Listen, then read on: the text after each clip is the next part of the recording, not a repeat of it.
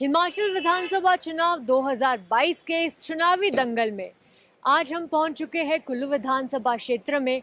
आज हम हिमाचल की बात करेंगे यहाँ के टैक्सी यूनियन में मौजूद इन टैक्सी ऑपरेटर से कि क्या कुछ इनके चुनावी मुद्दे इस बार रहने वाले हैं, क्या सोचकर लोग अपने वोटाधिकार का इस बार प्रयोग करने वाले हैं। सर, क्या मुद्दे इस बार रहने वाले हैं चुनावों को लेकर?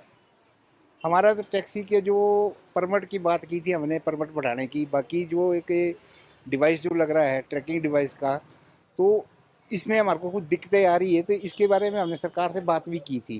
तो टैक्सी वालों को तो यही मुद्दे हैं। बाकी जो कोरोना काल में टैक्सी वालों को जो घाटा हुआ है, उसकी वजह से हम चाहते थे कि जो 12 साल का परमिट है हमारा 15 साल किया जाए, कि 2 साल तो कोरोना में बिल्कुल चले गए। तो उसके बारे में सरकार से मांग भी रखी थी, लेकिन उस पर कोई गौर नहीं हुआ है। तो ये मुद्दे हमारे प्रमुख है। और बाकी जो टैक्सी वालों को दिक्कत आती है, हमारे टैक्स ज़्यादा है, और अब जो डिवाइस लग रहा है उसका भी जो हमारा टैक्स बनता है साल का छोटी गाड़ी का, उससे ज़्यादा हमारे को उसका भरना पड़ रहा है। तो ये मुद्दे हमारे प्रमुख है। इस बारे में जो हमारे को इसमें राहत देगा, हम तो उन्हीं के साथ चलेंगे। तो मेन मुद्दे यही है हमारे लिए। तो टैक्स और ये परमिट को लेकर एक समस्याएं आपने बताई है, और क्या ऐसी चीज़ें हैं जो आने वाली सरकार से आप लोग एक्सपेक्ट कर रहे हैं? देखिए, जो पहले मतलब हमारी जो चल रही है, जो जो हमारी ये मांगे हैं अभी तक पेंडिंग पड़ी हैं, क्योंकि 5 साल भारतीय जनता पार्टी हिमाचल में रही है। तो हमारे झूठे आश्वासन हमारे को देते रहे कि हम 12 साल से 15 साल का परमिट कर देंगे, हमारा साथ दो, हैं हमें वोट दो। और पब्लिक ने जो है मतलब हमारे ऑपरेटर ने जो है खुलकर मतलब वोटिंग की हुई है और समर्थन दिया हुआ है। लेकिन हमारे जो मांगे हैं वो अनसुनी ही रही है, तो हमारी मांगों को उन्होंने पूरा नहीं किया है। तो अभी दोबारा देखो, इलेक्शन आ गया है, इलेक्शन का दौर है।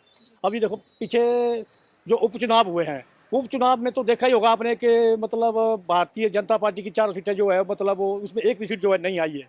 तो मुझे नहीं लगता है कि जिस हिसाब से इन्होंने टैक्सी ऑपरेटरों को ठगा हुआ है, तो मुझे नहीं लगता है कि इस बार जो विधानसभा के जो अभी जो चुनाव होना है, तो उसमें मतलब कि जनता पार्टी को जीत मिलेगी।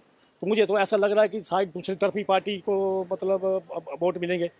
तो हमारे मुद्दे तो है मतलब जैसे टैक्सियों का परमिट था 12 से 15 साल। जब टैक्सियाँ को छोड़ के जैसे बसें हैं, वो 25-25 साल से 20-20 साल से चल रही है। ऑटो आपके 25-30 साल से चल रहे हैं। जीपें जो है वो चल रही है, बाकी गाड़ियाँ सब चल रही है। एक टैक्सियों को 12 से 15 साल तक मतलब ये निकलो, जो 12 साल तक इन्होंने बांध के रखा है। पर जिससे हमने मतलब गोविंद ठाकुर जी से हमने बात की थी, तो उन्होंने कहा था कि ये भारत सरकार का फैसला है, तो ये 12 साल तक रहेगी। मैं कहता, जब बाकी गाड़ियाँ चल रही है तो हमारे मतलब इसके बारे में आवाज़ उठानी चाहिए आपको कि हमें 20 साल नहीं चाहिए, हमें 25 साल नहीं चाहिए, हमें 30 साल नहीं चाहिए, हमें सिर्फ 12 से 15 साल की जाए, हमारे लिए बहुत है। क्योंकि हाथ में देखिए, 2 साल में हमारे को भारतीय जनता पार्टी ने वालों ने 2 साल में कोरोना टाइम में हमें कुछ नहीं दिया। बाकी देखिए, दिल्ली में देखिए, उत्तराखंड में देखिए, हमारे को यहाँ पर इन्होंने मतलब सेंटर से तो मतलब दे दिया कि बड़े उनको इंग्लिश और हिंदी में दर्शाया कि 20 लाख करोड़ रुपए का पैकेज दिया हुआ है अपने ट्रांसपोर्टरों के लिए। लेकिन हमें खाली एक SRT बोलते हैं, जिसे कि पैसेंजर टैक्स भी कहा जाता है, खाली वो माफ़ हुई है। और हिमाचल सरकार ने अखबार में दिया हुआ है कि हमने दोनों टैक्स जो 100% जो माफ़ किए हुए हैं, उसमें रोड टैक्स भी आता है और पैसेंजर टैक्स भी आता है। लेकिन हमें सिर्फ पैसेंजर टैक्स जो SRT है वो माफ़ हुई है। और रही बात टोकन टैक्स की, रोड टैक्स की, वो हमें माफ़ नहीं हुआ है। तो हमारी पेंडिंग है। बाकी दूसरी जो अपने GPS की है, सिस्टम लगा दिया उन्होंने हिमाचल में कि हमारी सरकार ने पहली बार जो राज्य में मतलब पहली बार जो ये किया हुआ इसका, तो अच्छी बात है। लेकिन इसका प्रावधान क्या है? 13 कंपनी इन्होंने चुन के रखी हुई है, ऑथराइज की हुई है, उसमें सब कंपनी भाग गई है। अब 1-2 कंपनी है जो मतलब 12-12, 15-15 हज़ार में मतलब GPS लगा रही है, और 2 साल के बाद रिचार्ज उसका 4800 रुपये का है और 3200 रुपये का है। अब आप देखिए कि हम कहाँ जाएंगे। 2 साल में हमारे को कोरोना टाइम में हमारी इतनी हालत ख़राब हुई, और हर कोई कानून जो है वो टैक्सी वालों को ही थोपा जाता है।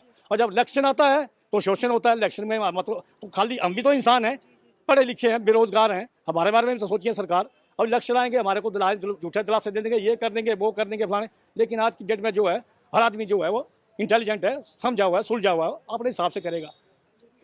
ये इनका कहना है कि टैक्सी वालों को ठगा गया है, जो टैक्स है उन पे माफ़ नहीं किया जा रहा है। तो आपकी क्या राय है?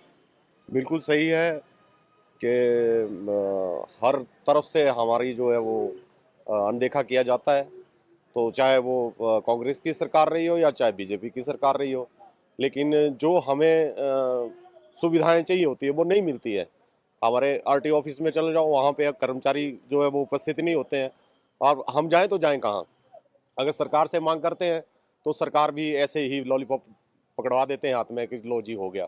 अब सरकार जो है, सरकार से चाहे वो पूर्व में कोई भी सरकार रही हो, अपनी तो सरकार ट्रांसपोर्ट चल नहीं रही है। आपकी HRTC का आपको मालूम है कि वो कितने घाटे में चल रही है, लेकिन टैक्सी वालों के पीछे हाथ धो के पड़े हुए हैं। आए दिन जो है सुबह से शाम को जो है नया कोई फंडा खड़ा कर देते हैं, ये लो जी आप GPS से लगाइए या कोई टैक्सी मीटर का लगाइए। कहाँ कहाँ तक लड़ेंगे हम अपनी लड़ाई खुद लड़ रहे हैं। तो अभी कोरोना काल में जैसे मेरे भाइयों ने बोला कि 2 साल तो हमारे यूं ही खत्म हो गए, खड़े खड़े गाड़ियों की 2 साल की जो वैलिडिटी थी वो खत्म हो गई, लेकिन उसके बारे में गवर्नमेंट ने सोचा ही नहीं। इलेक्शन आ जाते हैं तो फिर आ जाते हैं हाथ जोड़ने की, हम आपके साथ हैं। अब इस बार तो हम अच्छी तरह से सोचेंगे, और मेन मुद्दा मैं समझता हूं कि महंगाई का रहेगा, और जो इस पे काम करेगा उसको मांगने की जरूरत नहीं पड़ेगी, स्वतः ही वो सत्ता में जाएगा और वो राज करेगा। तो कहीं ना कहीं यहाँ पर जो टैक्सी ऑपरेटर्स हैं उनका कहना है कि जो परमिट को लेकर इनकी मांगे थी, पूर्व की सरकार ने उन्हें पूरा नहीं किया था, और ये इस बार अपना वोटाधिकार प्रयोग करते हुए ये ज़रूर देखेंगे कि कौन सी सरकार यहाँ पर आनी चाहिए जो इनकी मांगों को ध्यान दे और इनकी मांगों को पूरी करे। कैमरा पर्सन सनी के साथ सृष्टि शर्मा, दैनिक सवेरा, कुल्लू।